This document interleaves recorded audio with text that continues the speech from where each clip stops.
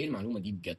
يعني لو عندك معلومه مش عندنا عرفنا. هتحط ريزن على الحروف القطعه كلها ويثبت ازاي بعد ما تبردها؟ اولا بالراحه. ثانيا، ايه المعلومه دي بجد؟ يسيبنا من الحته دي. يعني لو عندك معلومه مش عندنا عرفنا. تسيبنا برضو من الحته دي، هنتكلم فيها بعدين. هتحط ريزن على الحروف القطعه كلها ويثبت ازاي بعد ما تبردها.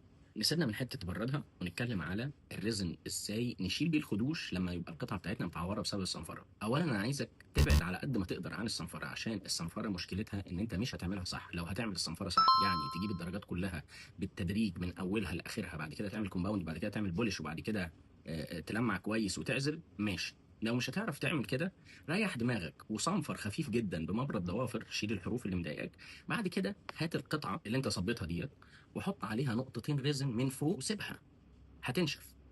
النقطتين اللي انت حطيتهم دول هينشفوا تماما، فهتبقى شلت الخدوش اللي انت عملتها، لان الخدوش ديت هيخش جواها ريزن. لما الخدوش دي يخش جواها ريزن، الخدوش دي هتختفي بكل بساطه. نرجع بقى لحته تبردها.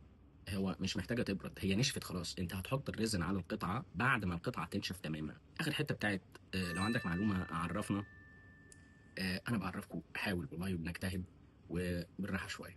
شكرا.